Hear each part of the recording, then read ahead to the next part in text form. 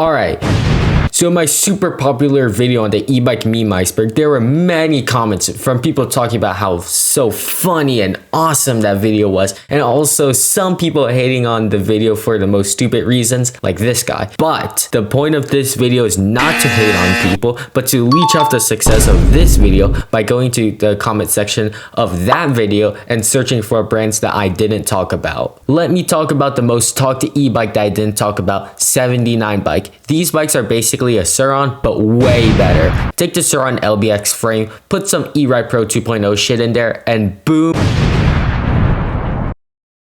you get the 79 bike. They're honestly an underrated bike brand, probably one of the best I've seen that is actually worth the money. They have a decent amount of mods to buy, and they can go faster than a surron LBX itself, and for cheaper. Ventus is another bike that people are asking about in the comments, and I must say, they are fast. You know how on some e-bikes people have a controller with this VB on it? Well, that's a Ventus controller. The people at this company make faster and better parts for surrons, like the controller, motor, and battery. And they even made their own e-bike, the Ventus 1 Plus, which has a top speed of 81 miles per hour. Let's compare this to the Surron Ultra B at the same price, and the Ultra only goes 60 at its highest for the same price. Honestly, I'm not sure how I missed the opportunity to talk about this bike brand. They are really good, but I think they are kinda overrated. Although nobody buys the bike, people always buy the controller and motor, not the battery for some reason. I guess they like their chai batteries to blow. I did talk about this bike brand for a little bit. P51. They're the Starks for street legal bikes. And what I mean by that is that they have the nice build quality and the highest possible speed, but it's still a pedal bike powered by an 800 watt hub motor. They're known in the e-bike community. They're honestly clean when stock. The ace, not the bullet. In the end, they're a known bike brand, but not really overrated. I would put them above water on the iceberg because I feel like that's how it should be, because people know about it, but nobody owns it. Let me take a quick break from reading comments about e-bikes that I didn't mention, and instead, let's read some hate comments. Yo, 74NN says, never let bro rank again. Yeah, I told you. I said if there's anything wrong, feel free to correct me. Not disagreeing with what I have. I told you. Correct me. Don't be a fucking bystander, you loser. Just speak up and tell me what I did wrong so I can improve. How do I pronounce this? Go Mboek says, learn the difference between an e-bike and e-moto. I do know the difference between an e-bike and e-moto. One has pedals and is street legal.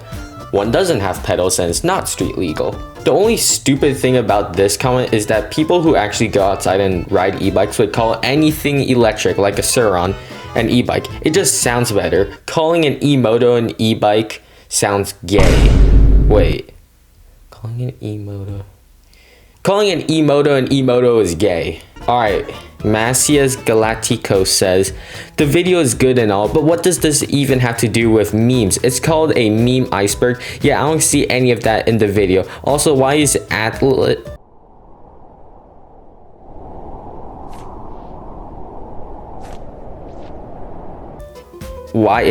Altis Atlas in the vid? Alright, let's go through this comment thoroughly. He first states that the video is good, which it is, link in the description. But next he asks what this has to do with memes. It has nothing to do with memes. This is about using the meme iceberg to describe levels of how much people would know stuff. In this case, e-bikes. Second, he states how I said Atlas instead of Altis. And I believe, yeah, that's on me. Anyways, let's get to talking about e-bike brands again. Arctic Leopard is a Stark Varg, but you tune it down a notch. They're basically the middle child in between E-Ride and Stark Vargs. Their cheap bikes like the XF are mid, decent for the price, but if we up the notch to, for say, the EXC, oh my gosh, is that 250cc?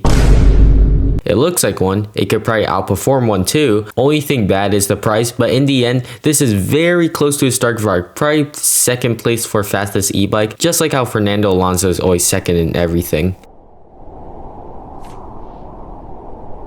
Mototech. They're unknown outside besides the mini Starkvark. Not the RTR, but the 72 volt plastic electric dirt bike. Honestly, never seen any moto techs outside of YouTube, maybe because it sucks, but it does have some solid specs such as the 8000 watt motor, 72 volt 35 amp hour battery, and of course the mini Starkvark look. In the end, I guess it's a solid choice to choose if you want a starter e-moto. Just be aware, you might be made fun of for having this bike. Why? Because a RTR is cheaper and it's much more known. Last, we have Surron. As much as this brand is cool, they're basically known for the Throne Strike, and they cost more than an RTR, but it's slower. Less mods to buy, and is honestly just mid. But that can all change thanks to the new Throne Sprint. Oh wow, that's slow. Yeah, I think there's a reason why I didn't talk about the majority of these e-bike brands. Anyways, if you guys enjoyed the video, I hope you did enjoy. Feel free to correct me in the comment section. All videos will be reposted on my TikTok account if I did borrow it. And if you did enjoy,